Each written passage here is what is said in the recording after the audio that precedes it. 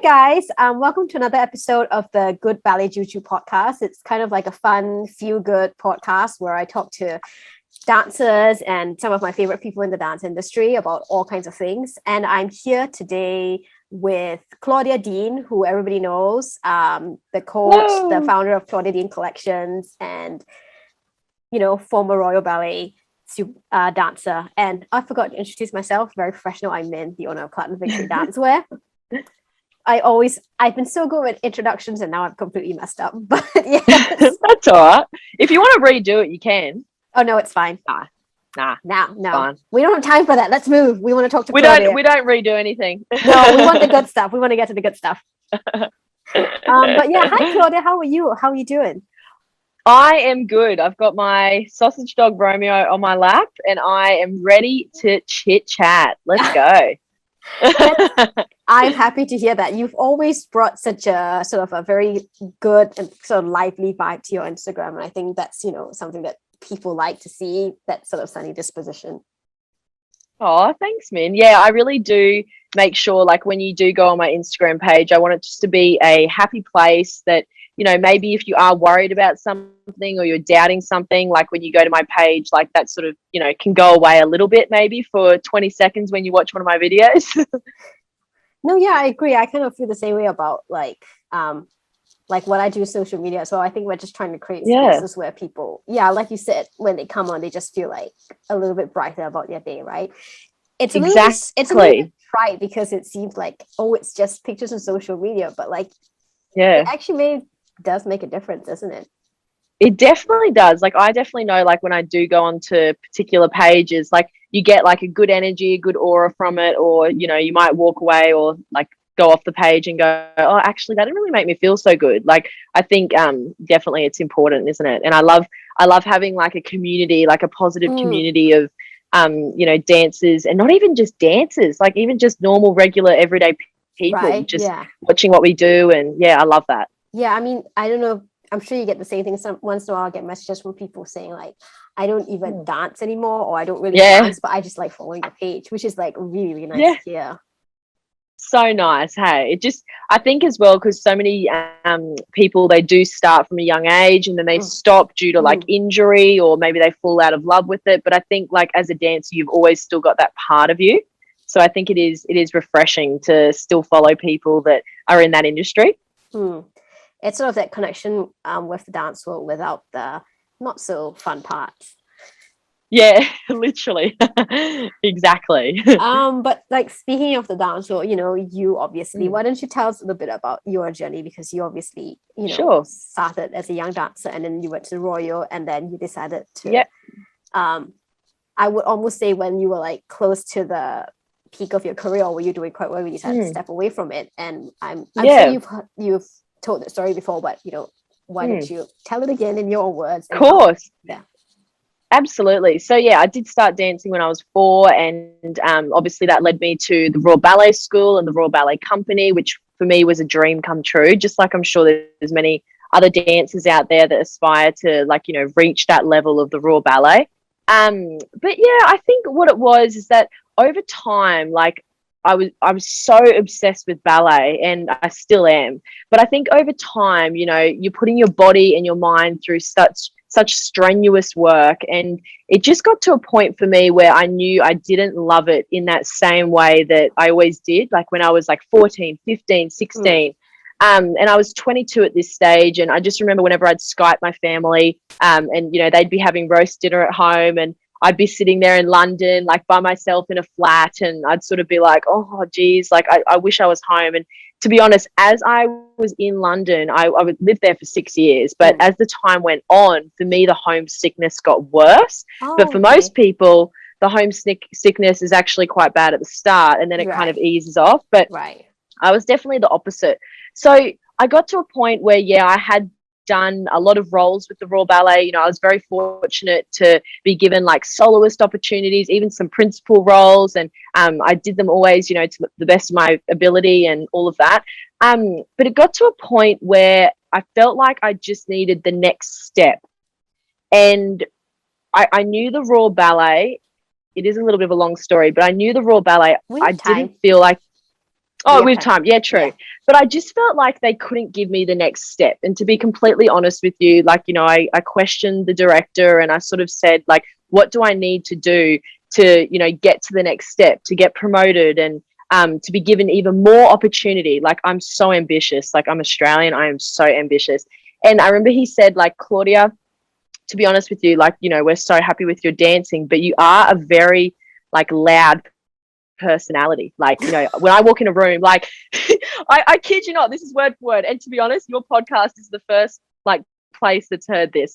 And he said, whenever I walk in the room, like, I just know where you are. Like, I'm just drawn, like, you're there. I can see Claudia's there. Like, Right. and he just said, like, it'd be nice, maybe we can work on that a little bit. How about we try and learn to, like, compose yourself a little bit more? And you're so excitable, but he said maybe let's work on, he didn't use the word dulling, but when I walked away from the conversation, I felt like that my light needed to be dimmed a little bit. Right. And I actually walked away from the conversation and, I was young, I was 21, 22, I might have misinterpreted certain things, but to me, I felt like, okay, the Claudia Dean that I know can't be who she wants to be. If I stay here, I can't be that anymore.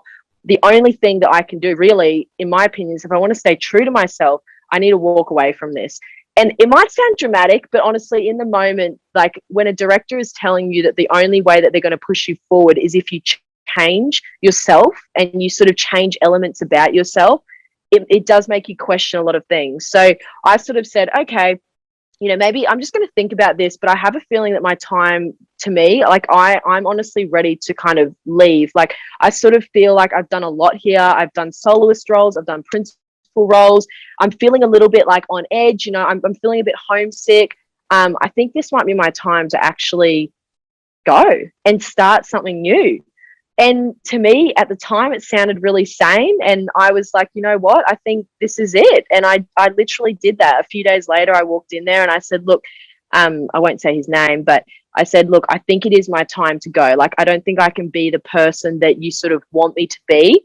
And I'm not willing to change who I am for this career. And he said, like, he was very upset. He got very emotional and I was very emotional. And but he respected my decision and I am very glad, I was true to myself because it has put me where I am today. So why do you think for you the homesickness ended up getting worse and better? And I guess that's like the first question I'm curious about. Of course. So I'm just drinking my green tea as well. I love green tea.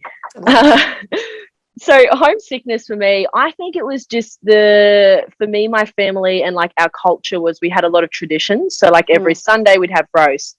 And it was just something we always used to do. And I think as time goes on, you kind of realize what you're missing. And actually, that was like the little things for me are so big. They're so important to me. Family time is very important to me. So I think when I was missing out on those things, I was, like, constantly reminded of it when I would FaceTime or Skype them. Skype was more common back then. FaceTime wasn't really a thing. Back We've in come the a long olden way. days, the olden days. Back in my day, Mint. No, you know all about it too.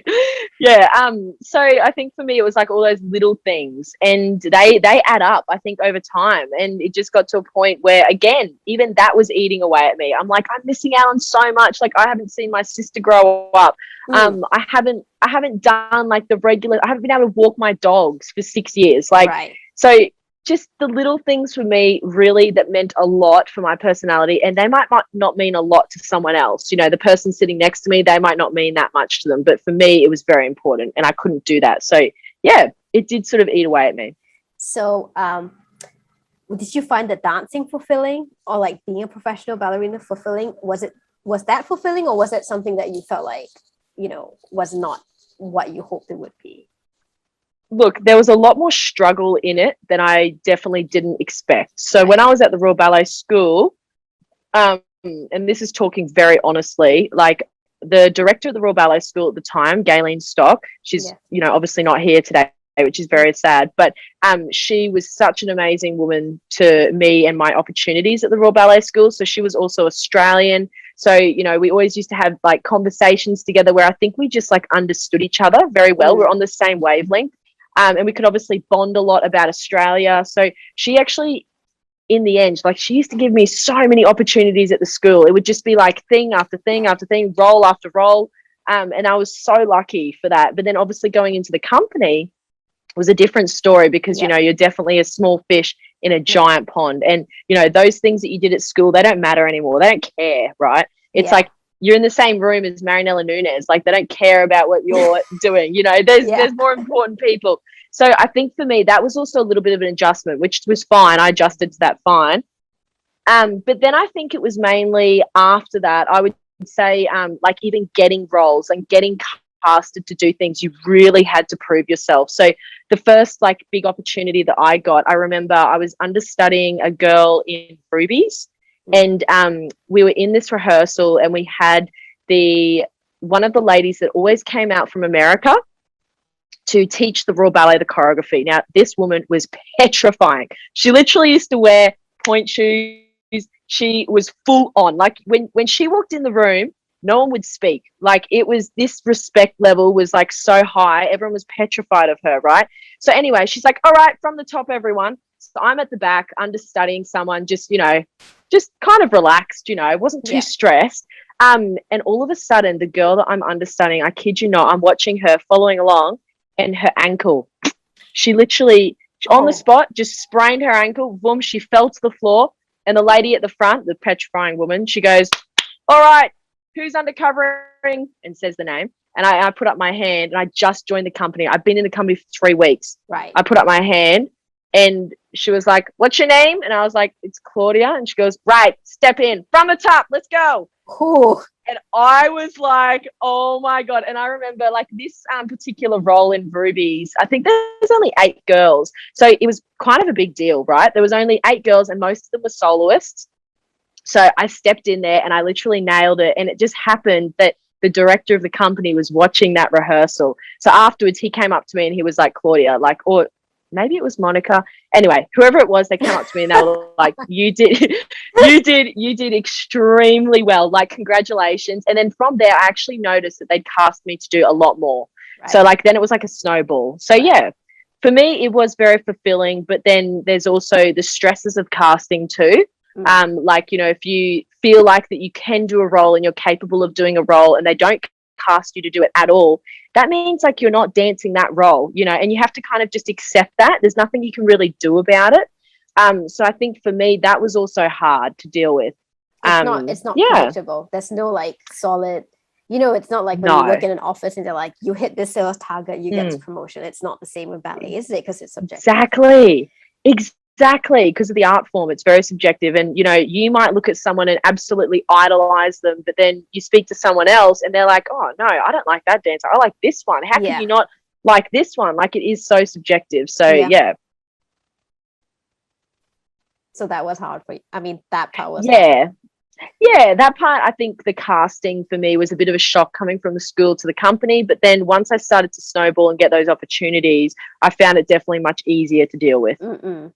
So, but ultimately you decided to step away more because it wasn't so much about your dance. Was it, am I correct to say it wasn't so much your dancing, it was more of the fact that you felt like you couldn't be your own your own self there? Yeah, I'd probably say the personality thing was like a big hit for me. And I knew like I must have known deep down like I had a lot more to give. Like even just like personality wise, like if you go on my Instagram, you notice like I talk a lot about motivation and I really want to inspire people. And obviously like also not being able to do things like that with my own voice. I think that probably deep down was hard too. But yeah, I'd probably say personality wise, I found it very hard in the ballet career because I am so like, hey guys, like, you know, that's, I mean, you're an extrovert, let's face it. Like, I don't know how you have the energy sometimes. I'm like, I'm tired just watching. I'm like, not in a bad way, but I was like, I wish I had half your energy. Yeah. So that's the thing. And I think being an extrovert in ballet is definitely harder. So quite often I have even dancers that I coach. Obviously, you guys know I do coaching here in Australia. And like the mother will like walk in with the student and she'll say, oh, Claudia, you know, she's very shy. And the first thing I say to them, I say, good, that's good. That's good for ballet. You honestly, it's better to be an introvert. I feel like if you can like work hard and like just be in your shell and be like super motivated, be very self-driven, you're going to thrive in ballet. Like even people like, you know, like Alina Kojikaru, or hopefully I've, you know, said her name correctly. But even her, like she was one of those people, she would like walk into a room, you wouldn't know she's there. She'd be in her corner with her big headphones on, and then all of a sudden she'd get on stage and come alive. And like that's the type of person you need to be, I believe, in classical ballet, in this art form. That's how you thrive. No, I mean, I don't think you're wrong. Like a lot, I mean, not everyone, most of the dancers that I know are introverts. And I think, I mean, I'm an introvert too, and it's that type A perfectionist introvert kind of personality who kind of does well because, you know, you're always just trying to like improve and be in your head thinking about how you can improve, isn't it? And it's just totally, totally, exactly. So I agree with you on that. But it was like a big decision, wasn't it, to walk away at 21? And you said that you were very at peace with it, which to me is remarkable because, like, you know, you hear about dancers who just keep dancing, whether or not they are happy in their career because it's all they know. And they don't want to walk away from something because they're like, I don't know what else to do after this. So for you, was that the same situation where you felt like, I don't know what I'm going to do after ballet? Totally. You know what? It's like funny you say that because since walking away from it, obviously I have so many friends in the Royal Ballet, and like obviously being in that company, like I know who was happy in the Royal Ballet and who didn't want to be there, and they were just there because it was, like you said, it's all they know. And like still to this day, some of them are still there, and I'm like, how are you there? And I know how unhappy you were. I don't know how, like I personally couldn't do that to myself. Like I love being true to like honestly what I believe in, and I like following my gut intuition. If I know something's not right, like I will go ahead and do it. Like I'm not going to hold back just for the sake of like, you know, a paycheck, or for the sake of, oh, this is just what I have to do because it's all I know. Like I'm definitely a risk taker. So I do feel for people that maybe don't have that streak and they do feel like they have to stay because they don't know anything else. Yeah. But for me personally, actually, like answering your question, like I definitely, when I left the Royal Ballet, like I had no idea what I wanted to do. I was like a lost puppy. I came home, you know, I was living a normal life, a normal person. I was going out, I was meeting new people. I was just doing my thing for like 6 months. And I worked for my dad and my brother because they have a real estate business. Yeah, I remember seeing that. Yeah, like you got your real estate license or something, right? I got my real estate license. Yep. And I was like, right, I'm going to go into business. Like, let's do this. And I, you know, obviously was working for my dad and my brother.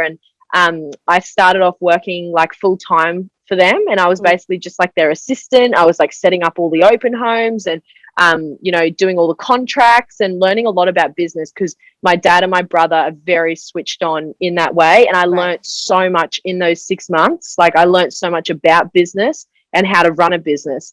So it's kind of weird how things work out because what happened is then, well, I mean, this is kind of going into the next part of the story of how I started, you know, Claudia Dean World. Yeah. Do you want me to go? Okay. So my old ballet teacher, this is when I was doing all the real estate stuff. She contacted me, and she's quite older, and she is actually not alive anymore. So I'm so glad I did this for her. But she said, oh, Claudia, you know, everyone's dying to learn from you. Like you've just come back from the Royal Ballet. Like, what about you just come in, you take a few classes? And I was like to Miss Bowen, absolutely not. Like I'm done with the whole ballet thing. Like I really just want to break. I want to do this like business stuff. And she was like, Claudie, please. She's like, I'm begging you. She's like, please do this. And I was like, okay. And she said, I've got about 5 private lessons lined up and some group classes. And I was like, oh, cool. All right. So I said, I'll start with the private. So I came in, you know, just as I said, I just left the Royal Ballet, whatnot. And I taught this private lesson. And I was like, after the private lesson, I was fully mind blown. I was like, oh my gosh, I have found what I want to do for the rest of my life. Like I literally taught this lesson, and the girl's name was Mackenzie, and she was about to go to the Prix de Lausanne. And I just felt so connected to teaching. Like there's no better feeling. Like I loved inspiring her. Like I was teaching her all these exercises that I'd known and that I'd done for so many years at the Royal Ballet. And I was like, this is what I need to do. So anyway, the week passed because it was a week long, my teaching gig with my old ballet teacher. Anyway, and my mum picked me up and she was like, right, so Claude, what did you think of it? And I was like, Mum, I don't know what I need to do, but I need to start a website. All I want to do is private coaching. I was like, I don't want to do group classes. Like, I just love that private coaching. Like, that's what I want to do. And she was like, right, well, what about you build your website then? And I'm like, okay, like, what do I call it? And I remember it was like this really bad website. It just had like, Hey, I get it. We all start there. yeah, we do. I built this like website on, I don't know, I think it was WordPress or something, and it just had like Claudia Dean. I made some business cards. Like, who was I thinking I was going to give these business cards to? Anyway, so I made all this stuff and I just posted it on my Facebook, on my personal Facebook, because I have like 5,000 Facebook friends. I don't even know how. It's just like the way it is. I just accepted everyone at the time. Anyway, and I just posted it on my Facebook and I was like, right, I'm doing ballet coaching, like private ballet coaching. I think I called it, yeah, Claudia Dean coaching. So I remember logging on to my emails like 24 hours later, and there was so many emails. There's like 50 emails sitting there, just like, hey, like, I've just seen your Facebook post. Someone shared it to me. My daughter needs inspiring. Like, can I be coached? Can I be coached? Da, da, da. And it just blew up. So straight away, I was calling all these, I didn't have any venue or anything like that. I was calling all these like dance schools in Brisbane being like, hey, can I hire your studio? Can I hire your studio? Anyway, I had like 8 different studios lined up, and I'd go from one studio to another, and people would, meet me at the venue, and then I'd teach these classes, go to the next studio, teach these classes. It was honestly nuts. And that's how it started. And then from the start, did you have an idea of how much you wanted your business to grow, or was it all very organic? Oh, super organic. Like when I started, as I said, I started with the website because I was so desperate to do something that I like knew I genuinely loved inside. Like I was like, this makes my heart come alive, like literally. So that's why I started the website. And yeah, from there it has like, it's just been like, again, like another snowball. My coaching sessions, they'd always sell out like months. I'm talking like 6 months in advance. So what happened was it got to the point where I couldn't keep hiring studios because the studios were starting to get annoyed with me because they were like, oh, Claudia, you keep asking for more hours. And they're like, we need our studios to ourselves. Like, and anyway, and I was just like, right, it's time to get my own studio. So I basically got my own venue. And that's when it like really kicked off because then, that studio that kind of everyone knows from the YouTube and stuff like that, that's where people were coming. And and basically it was always booked out, and then from there things just grew into like the leotards, and now it is what it is now. I actually want to talk about I guess business in that sense, because obviously you built something really remarkable. But what I've also noticed is that like for a lot of us, like women entrepreneurs, a lot of things for us happen very organically. We don't start out saying I want to make $50,000 and I'm going to find a business that makes $50,000. We're like, I want to find something that I enjoy. Exactly. Or like we happen into something and we find that it's fulfilling, and then it kind of goes from there.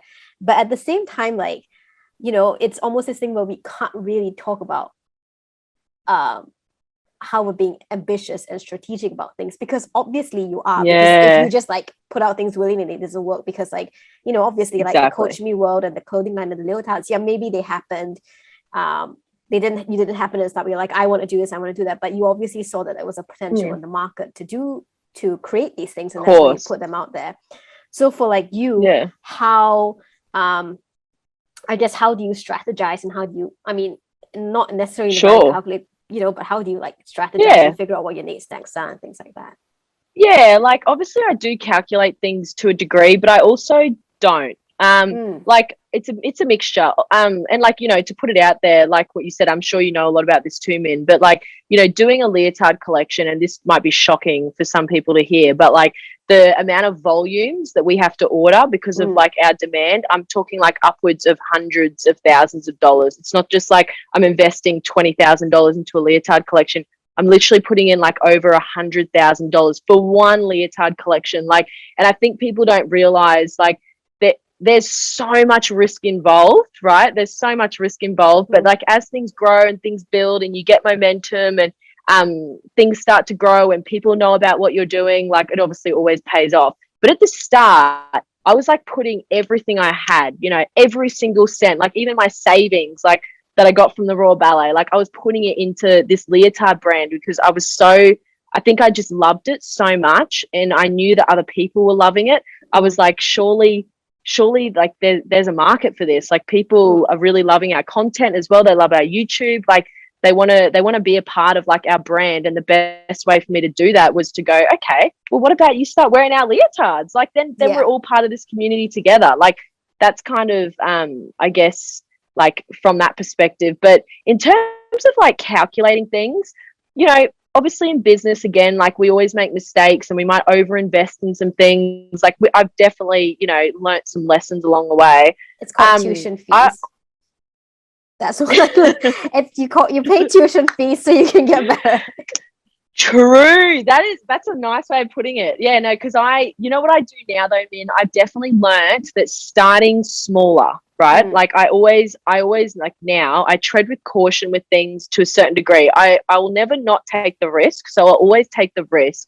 But when I take the risk, I've learnt to go in with like, you know, this tiny little edgeway first. And then from there, like then I go, okay, right, this is working, boom. Like when we first launched our pro bags, like I think I said to Lachlan, like he was like, how many pro bags do you want to launch? And I'm like, well, I don't know if people need more dance bags. Like we've never launched dance bags. We've done leotards and they work, but pro bags, I don't know. Anyway, we started off with, I think it was like 300 pro bags was the MOQ or whatever. And they literally sold out in like 10 minutes. And I was like, right. So like now we've sold thousands of them. So it's kind of, I think it's one of those things now I've learned to just go in like small and then we go big when we know it's like working. It's like taking a calculated risk, right? It's like you don't like I feel like every decision in business is a risk, and it's about you know, making I guess a well-informed, taking the risk but being as well-informed as possible and minimizing your losses where possible. Exactly 100%. And I think if you're like not making mistakes in business, then you're just not taking risks. And like the times where I've learned like, I've over invested money in fabrics there, like I've wasted a lot of fabric here, like this needs to be put, like, you know, you just learn things and I think you get better.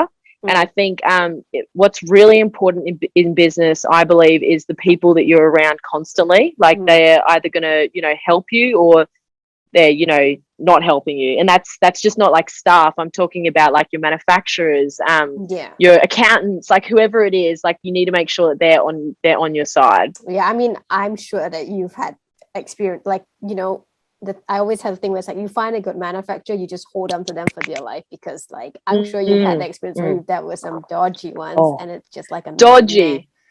Oh yeah, we've had our fair share. I think I've gone through like 10 different manufacturers, and now we have, I would say, how many different manufacturers now? Oh, we have, I reckon, over 10 now, because we have so many different products. So obviously we've got our leotards, our activewear, our dance bags, you know, all the power equipment, water bottles, like we're about to do a diary, like, so we've got a lot of different people now, but you know, it's still trial and error. You know, we'll still get things back and we'll go like, you know, this is not up to scratch, and I'll never accept it if it's not up to. I'll tell them to remake it. Like, you know, I'm really big on like quality and making sure I'm putting out the best. Or like find a new manufacturer or something. Like, you know, people don't realize the money you spend on samples just to get the product right. It's like every new product is every new product is like there's investment in it to get it right.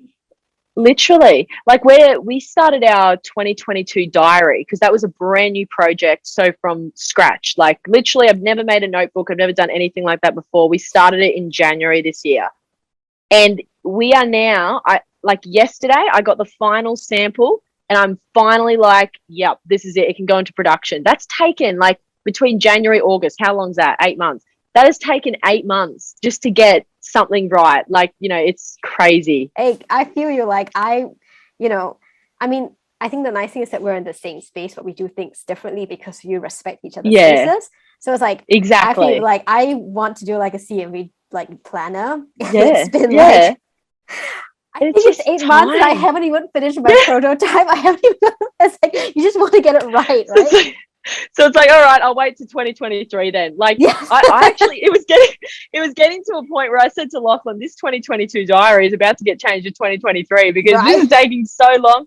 But the thing is, if you're a perfect, like what we said before, quality is very important, and I will not release something until it's perfect. Like, it's like I will just not.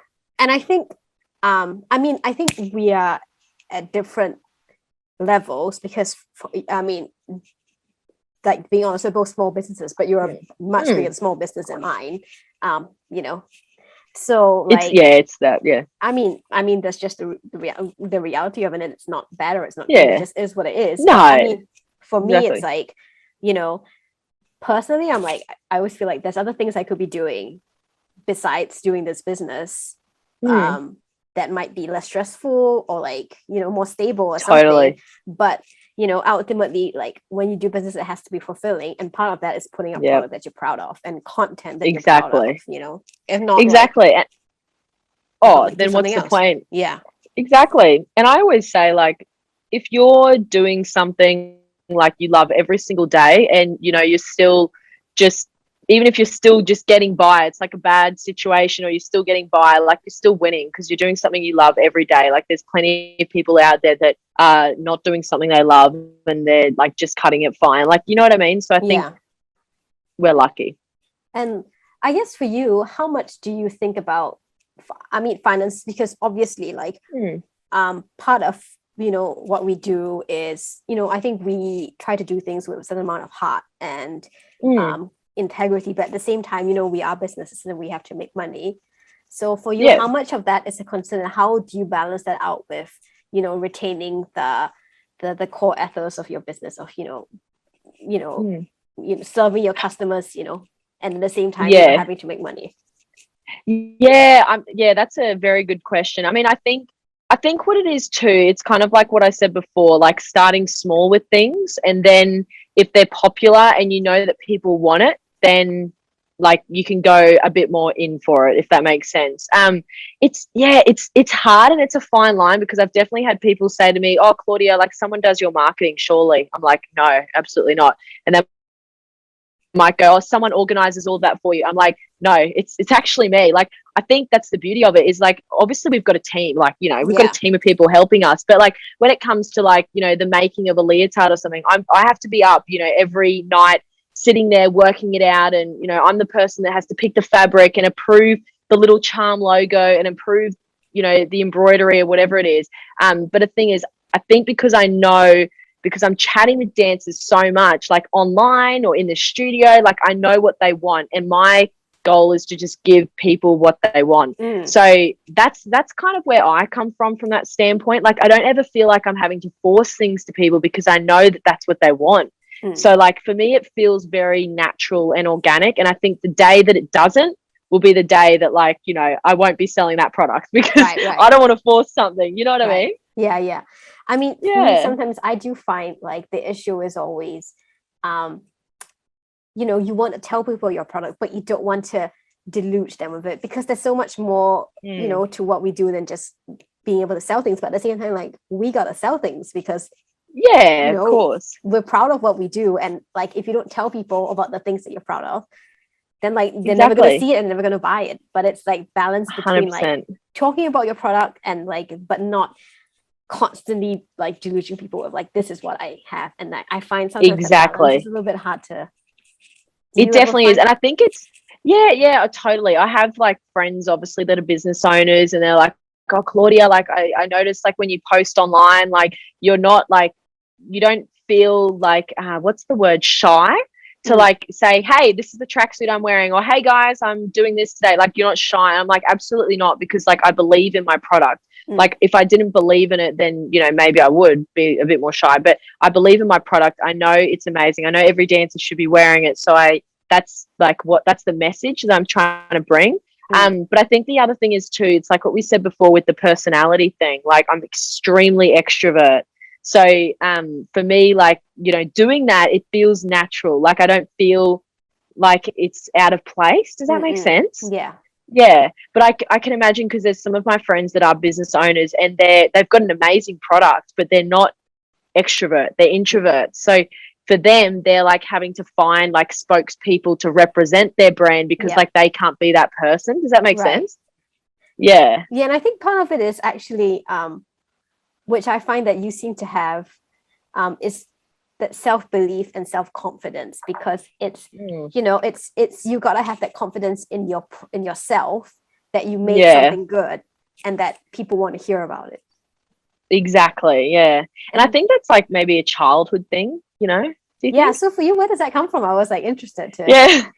Yeah, I think my childhood, like my parents, so my mum, she used to run businesses her whole life, and my dad the same thing. They ran businesses their whole life. So they're Right. very self-driven, determined, ambitious people, and I think Mm. like just naturally then, obviously those characteristics I've, probably got some of them.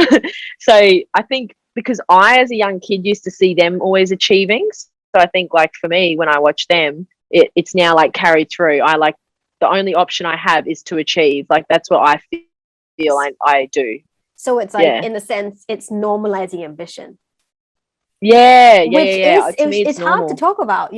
I don't know. Oh, yeah. Well, with I think it's partly like being a woman and maybe being in this industry, Mm. but like you can't really say, I want, I No, want the world. Like it's hard for a dancer to say, I want to be a principal dancer at the Royal Ballet. Like you can't say it.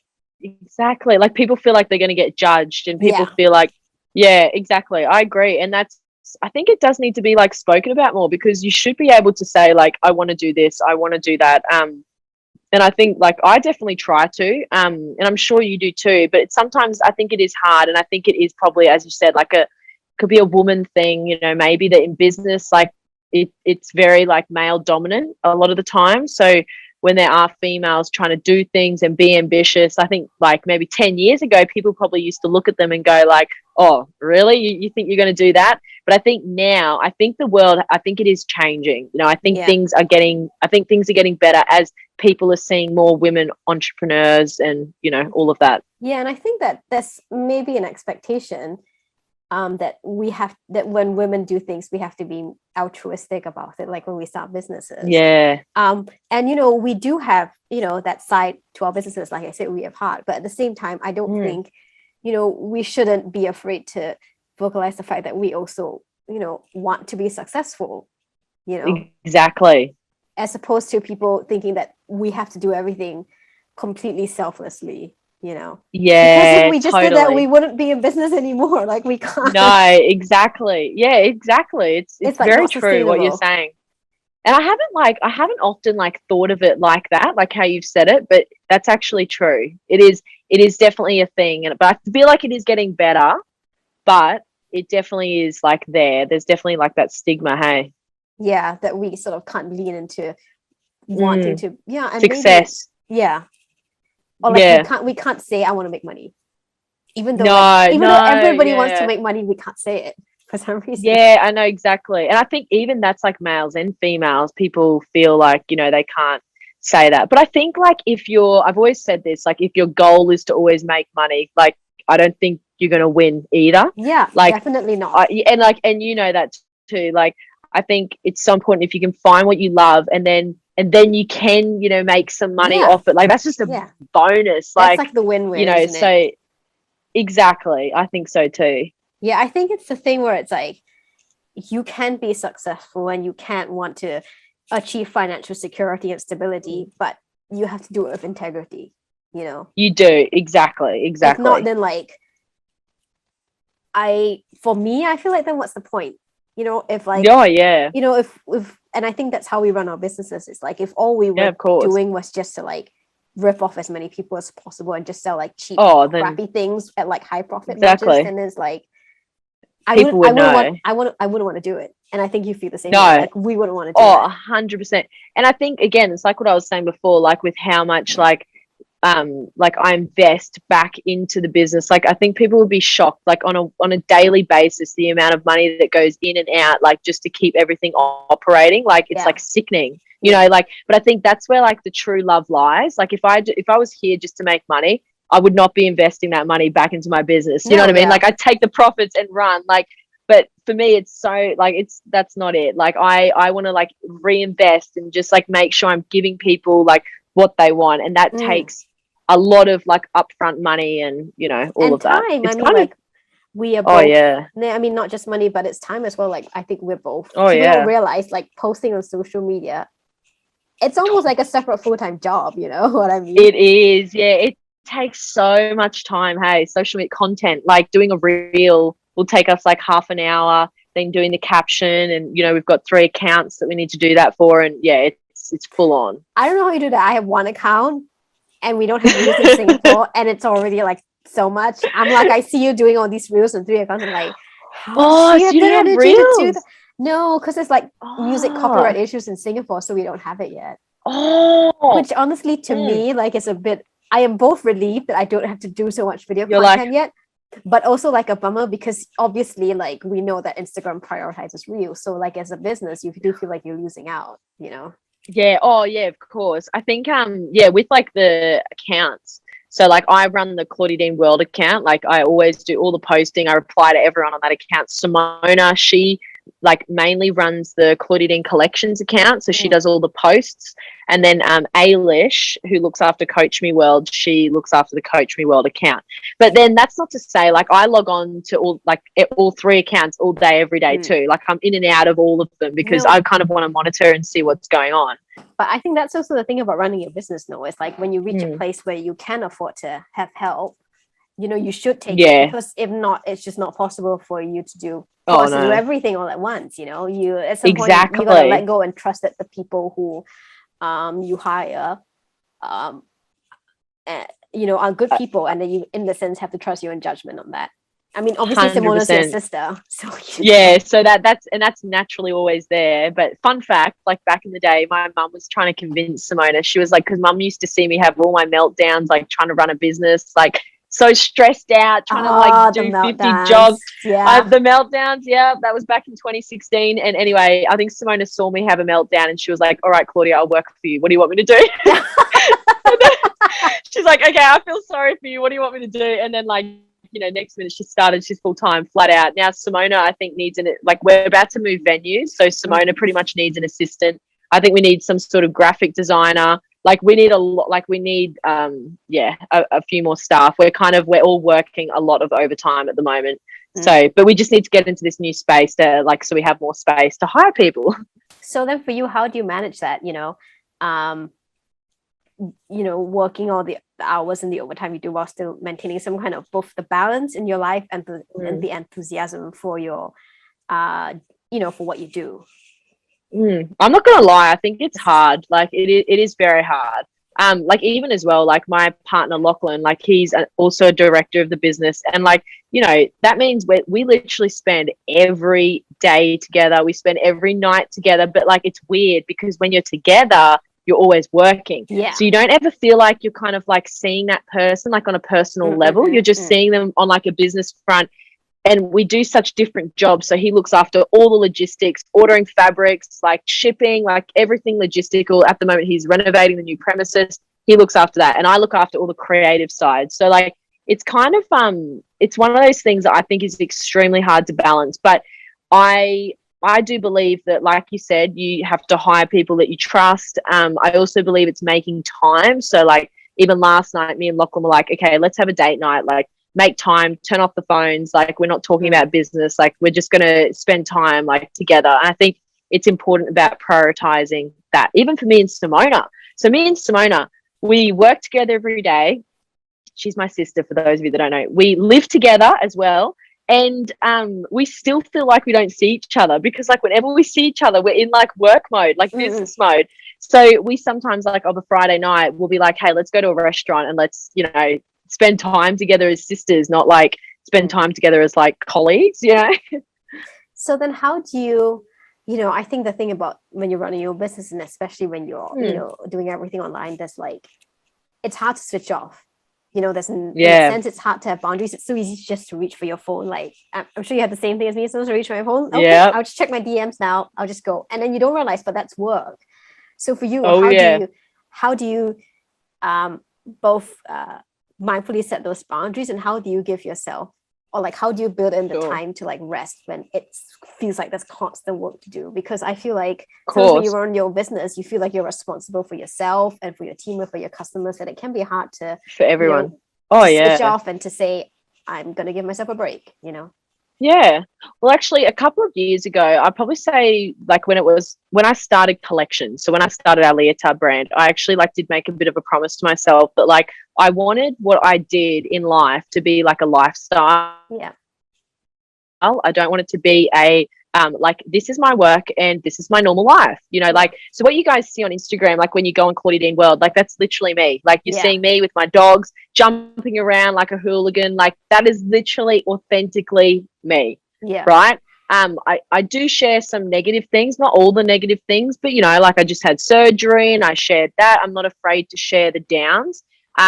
So I think that is probably my biggest thing. I'm very authentic to who I am on my social media. So therefore, I don't really feel like a lot of the time that like it's work and I can't reply that DM, because I guess like whatever someone's replying to is like genuinely happening in my real life. Right. So if they're like, you know, talking to me about endometriosis or something, you know, a surgery or whatever, I'm like honestly talking to them because it is like my real reality, you know? Yeah. But I would also say, like, sorry to cut you off there, Min. Oh no, continue. Did I cut you off?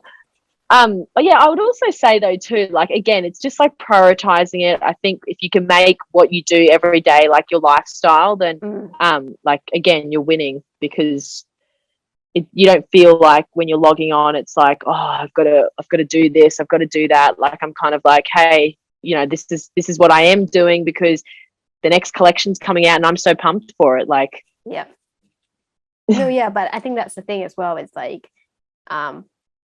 we are probably the same in the sense that we like being authentic on social media, because it's like, I just don't like, I don't see the point in pretending. Like if I'm having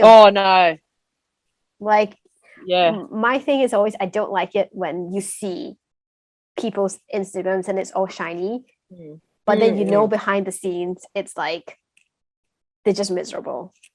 And I'm like, there's a lot of things. Yeah, and like, you know, I think it's people's prerogative to choose what they share and they don't share. But I feel like, especially when you're, you know, as a small business, I think we have the luxury of not having to go through all this red tape when we decide what to post on social media. And with that, I think comes an amount of both responsibility to like be honest and genuine with your customers. Oh, 100%. I agree with you. I think, like, I don't know how people would do it if like everything they were posting was so like planned out. Like I'm very big on, like, obviously there's some things you got to plan out. Yeah, like, you know, like, we do like again, we gotta be smart about it, right? That's the strategy. Yeah, of course. Like we, you know, if we're going to do a technique reel on legs and feet, like, you know, of course I've got to plan that content, and there's a lot of planning that goes into that. But like, you know, I think like what you said, like, I think if you're not afraid to share that, you know, last week was pretty crap for me. Like I did, you know, have surgery, or I went through this. Like I think if you can do that, like again, like it shows that you've got an audience that like do genuinely like want to follow you, because you know they want to see like what you're up to. They want to be there for the highs and the lows, not just for all the glossy stuff. Yeah, and I think it's important to kind of show that there's actually a person behind it, and that and it's a person who like is normal like the rest of you, and also is somebody who cares about what they're doing and also cares about, you know, the people who they're doing it for, you know. Totally. It's so important. Yeah, even though I don't know, for you, sometimes like I talk about you know, the stuff I'm dealing with, like with my mental health. Like I talk about the fact that I was going through burnout, and I'm still going through burnout, but it's also like sometimes it is tricky to be that vulnerable online. Do you find to like share some of these things? Oh yeah. Because I think like what's hard for someone, like one person, like won't be hard for another person. Like everyone has struggles in life, but some people see certain struggles as like more significant than others. So like quite often, and I've spoken about this many times, like I've lost my mum, and like I see that as just like such a significant struggle, you know, like, but then there's other people that might come to me and be like, oh, you know, my mum's sick with cancer, and you know, and you hear these like shocking things, and like, yeah, I know that's so shocking, but sometimes when you've gone through something so traumatic, you kind of get a bit numb to things. Like you're like, well, that's not a big deal because she hasn't passed away yet. Like she's still here, you know, like make the use of it. It's I don't know. right? It is, but exactly. But I think everyone deserves to be heard though, because everyone's struggles like are real, you know? Yeah, and I guess it's the thing, isn't it? It's like if you know, we talk about, you know, what we deal with on the day-to-day, the good and the bad, and maybe other people realize that it's okay to talk about it too, and to exactly, you know, have good days and bad days, because like totally, you know, it's normal. It's hard on social media when if all you see is people doing well, and then like you're like, I don't feel good, and everybody else is like, is there something wrong with me? And I'm really like, exactly. And I sometimes have to be like, No, because I used to feel that too. Like when I was recovering from like Yeah. an anorexia and depression like years ago, I would look at people's Yeah. social media and be like, everybody seems to be doing so well. And then one day, I think Yeah. I was talking to a friend. She became a principal dancer and she was like, I have everything I Mm. wanted, but I'm so unhappy. And you wouldn't guess that from Mm. looking at her Instagram. And then that's when you start to realize that like people just don't talk about it. It's exactly. They just don't talk about their struggles enough. Yeah. Which I mean, like I Yeah. said, is their prerogative, but I'm like, if I'm in a position where I feel more comfortable with talking about it, then maybe I should. Yeah. Oh, do it, because you're definitely helping someone. Like someone's listening to it going like, oh my gosh, like yes, like that's so true. Even like when I was going through severe acne, Yeah, like I I was remember you like posted sharing, about that. Yeah. oh, and at the time when I had my bad acne, because again, social media, I think it's actually evolved a lot. Like this Mm, was like 2 years ago, and no one was posting about, yeah. like, I mean, you Yeah. probably were, Min, but like a lot of people like weren't posting about their struggles. So I often felt like, oh, this is just like an internal thing I just have to get through. And I also felt like I'll share it when like I can, when my skin's good, because Right. right now, right now I'll cry if I talk about it, you know. Right. So Right. so I remember like I waited until it was like cleared, but I wasn't afraid to share the bad photo and show people like how bad it was, because stuff like that, you know, people reply and they're like, oh my gosh, I had no idea. Like, Yeah. wow, what did you do to get over it? Like, Yeah. and then you can, you know, help people. And I mean that's the balance, isn't it, of both protecting yourself and also Mm-hmm. serving your community. It's like, you wait until you were over it and you were more comfortable sharing it, because I think it's important as well when Exactly. you're vulnerable on social media, you have to make sure to protect yourself as well. Oh, 100%. Yeah. Otherwise, it's, yeah, that could be dangerous. Yeah, I'm not like you're just giving all the time Mm, and like what about yourself, because like you can't help, exactly. like you I guess it's the thing, you got to also help yourself even if you're helping other people, Oh, isn't yeah. it? Yeah. Oh, 100%. 100%. You got to fill your cup up so you can like pour it out to other people. Yeah, which That's often that's what I, sometimes yeah. sometimes it's easier said than done. Yeah, it is. And I think it's finding like what fills your cup up too. Everyone's so different. Like mine is like meditation and like yeah, taking care of like my mind. Some Mm, people's is like physical exercise. mm, But I think everyone's like got their thing, hey. yeah. But oh, speaking of which, I do want to talk to you a little bit Mm. about body image, because Yeah. you know especially when you were in the ballet world, you're dancing Mm. professionally, like what, 8 hours and 9 hours a Mm. day, 7 days a week. And, there's Yep. this certain expectation of yourself, of yourself, and also from outsiders, that you have to look a certain way. And then when you stop Yep. dancing that Mm. much, obviously your body changes. Yeah, yeah, of How is that course. something that you deal with, and how do you find that balance now, especially when you're like working and you've got so many things going Yeah. on? Well, I think because like I am like always busy, like naturally I'm on my feet all day, every day. Like I'm not like my sister Simona, she goes to the gym like once, twice a day sometimes. Like she's like obsessed with the gym. She loves it, right? Not in an unhealthy way. She just like loves it. Right. I'm someone that like I can't physically go to a gym. Like I would rather like do like a little workout at home with her. Like that's something that I would rather do. I think like everyone's different in that way, but for me, I feel like because I'm always like running around on my toes, like busy doing this, doing that, like I'm probably like already like exhausting my body enough. Yeah. And I've also like I've been lucky in the way that like I've got quite a naturally muscular body. Mm. So like even from a young age, like I remember looking at like photos of me in my first ballet class, and I've literally got like guns, like my arms, like Yeah. my arms are like Wow. jacked, you know.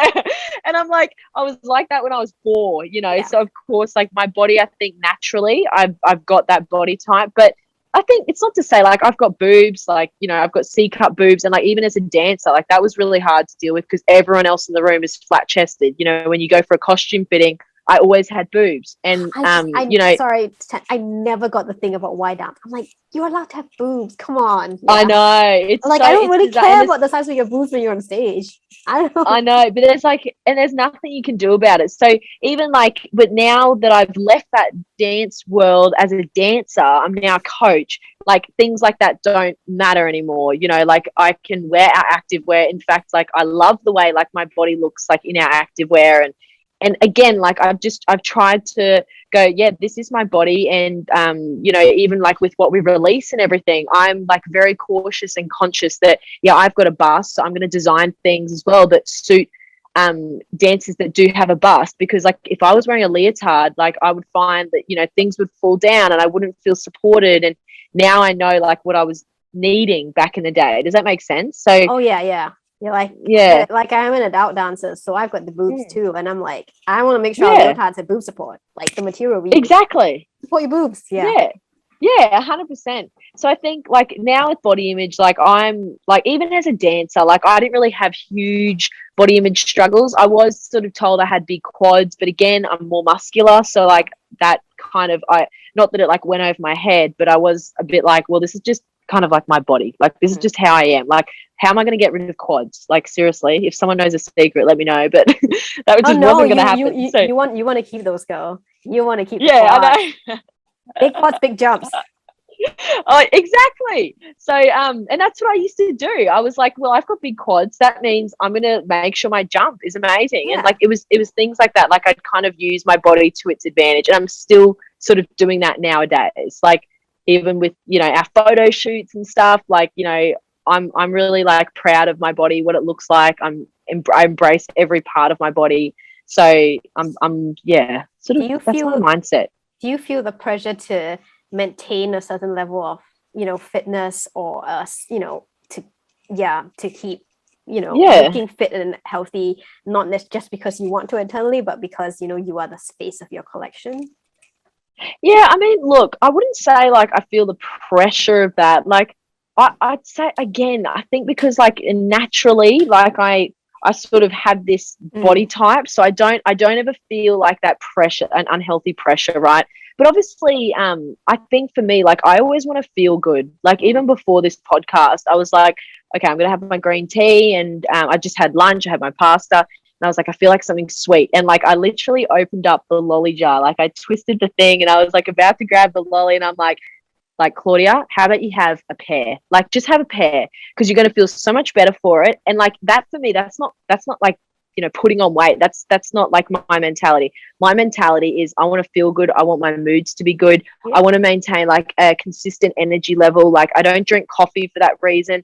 I found I was so up and down. Yeah. Like, all I want is to feel good. Like Yeah. that's all. Yeah. So if I feel good, then to me, like my body, like yeah, it doesn't matter. Like as long as I feel good. Right. And then for you, Yeah.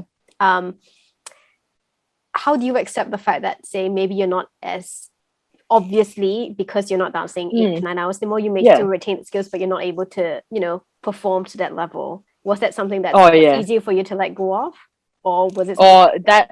that's a good question. I did find this pretty hard because I remember when we built our platform, Coach Me, that we basically had all these dancers from Queensland Ballet lined up to do Yeah. all the filming.